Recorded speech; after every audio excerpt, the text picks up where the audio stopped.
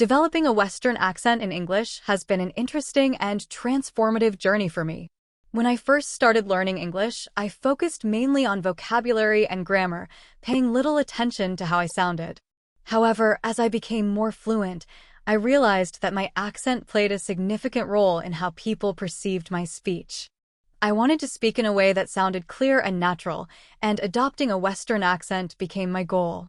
This journey taught me not only about pronunciation, but also about rhythm, intonation, and the cultural nuances of the language. I began by immersing myself in the sounds of Western English. I spent hours listening to podcasts, watching TV shows, and following YouTube channels hosted by native speakers.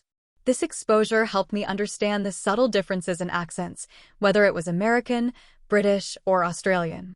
Since I admired the clarity and neutrality of the American accent, I decided to focus on that. I started paying close attention to how words were pronounced, how sentences were stressed, and how the melody of the language flowed.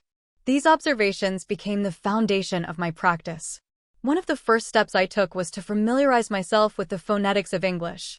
I learned about vowel shifts, consonant pronunciations, and the unique features of a Western accent. For instance, in an American accent, the R sound is pronounced clearly in words like car and water, whereas in some other accents, it's softer or even silent. Understanding these differences was crucial for me to replicate the sounds accurately. I also practiced the flap T sound, where the T in words like butter and water sounds more like a soft D. These small changes made a big difference in how natural my speech sounded. To improve my pronunciation, I began practicing with audio recordings. I would listen to a sentence spoken by a native speaker and then repeat it, trying to match their pronunciation, rhythm, and intonation as closely as possible. This technique, known as shadowing, was one of the most effective tools in my journey. By mimicking the speech patterns of native speakers, I was able to internalize the sounds and improve my fluency. At first, I struggled to keep up with the speed and precision of native speakers, but with consistent practice, I noticed significant progress. Recording myself was another important part of my routine. Listening to my own voice helped me identify areas where I still needed improvement. For example, I often noticed that my vowels sounded slightly off or that my stress patterns didn't match those of a native speaker. By comparing my recordings to those of native speakers, I was able to pinpoint specific sounds and words that required more attention. Over time, this self-awareness helped me refine my accent and make it more authentic. To develop a Western accent, I also focused on mastering the rhythm and intonation of English. Unlike my native language, English has a stress-timed rhythm, meaning that stressed syllables occur at regular intervals, while unstressed syllables are shortened. This rhythm gives English its characteristic flow and makes it sound natural. To practice, I listened to native speakers and clapped along to the rhythm of their sentences. I also practiced reading aloud, emphasizing the stressed syllables and reducing the unstressed ones. This exercise helped me develop a more natural cadence and improved the overall fluency of my speech. Intonation, or the rise and fall of pitch in speech, was another aspect I worked on. I learned that intonation conveys meaning and emotion in English, and getting it right was essential for sounding natural. For example, questions often have a rising intonation at the end, while statements have a falling intonation. Practicing these patterns helped me sound more expressive and better convey my thoughts.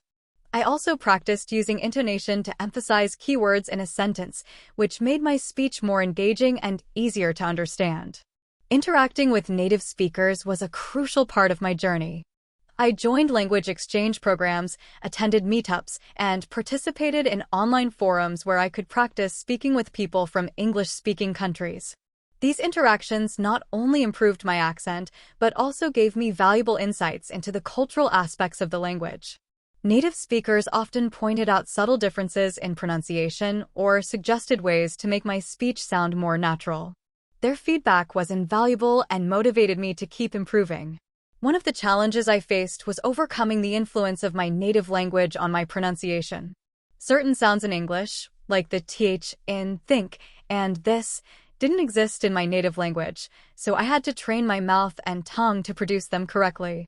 I practiced these sounds by watching videos that demonstrated the correct mouth positions and repeating them until they felt more natural. I also worked on reducing the influence of my native language's intonation and stress patterns, which often made my English sound choppy or unnatural. Gradually, I was able to replace these patterns with those of a Western accent. Reading aloud became a daily habit for me. I chose books, articles, and scripts that were written in conversational English and practiced reading them with a focus on pronunciation and rhythm. This exercise allowed me to improve my speaking skills without the pressure of forming my own sentences. It also exposed me to new vocabulary and sentence structures, which enhanced my overall fluency. Over time, I noticed that my speech became more fluid and that I was able to pronounce words more accurately. Using technology also played a significant role in my progress. I downloaded pronunciation apps and used online resources that provided detailed feedback on my speech. These tools used speech recognition technology to analyze my pronunciation and highlight areas for improvement. They also included exercises and drills that targeted specific sounds and patterns. For example, I used an app that allowed me to compare my pronunciation to that of a native speaker and provided tips on how to improve. These resources were a convenient way to practice on my own and track my progress. To strengthen the muscles involved in speech, I practiced articulation exercises. For instance, I worked on opening my mouth wider when speaking, which improved the clarity of my vowels. I also practiced exaggerated mouth movements to ensure I was pronouncing each sound distinctly. These exercises felt strange at first, but they made a noticeable difference in my ability to produce sounds accurately. I also practiced tongue twisters, which helped me master tricky sounds and improve my overall enunciation. Throughout my journey, I encountered moments of frustration and self-doubt. There were times when I felt like my progress was too slow or that I would never achieve the accent I wanted. However, I reminded myself that learning a language is a gradual process and that every small improvement was a step in the right direction. Celebrating my successes, no matter how small, kept me motivated and focused on my goals.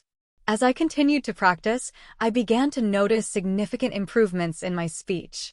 Words that once felt awkward to say started to come naturally, and native speakers began to compliment me on my clear and fluent pronunciation.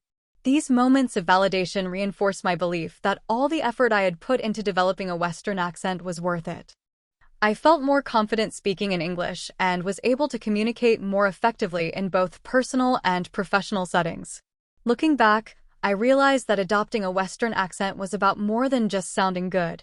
It was about building connections and expressing myself authentically. Clear and natural pronunciation allowed me to engage more deeply with English-speaking communities and broaden my opportunities. It also gave me a sense of accomplishment and pride in my abilities as a language learner. My journey to develop a Western accent has been filled with challenges and triumphs. I've learned that with the right strategies, consistent practice, and a positive mindset, it's possible to overcome even the most difficult obstacles. While I still have room for improvement, I'm proud of how far I've come and excited to continue refining my skills. Every step of this journey has brought me closer to fluency, and I'm grateful for the lessons I've learned along the way.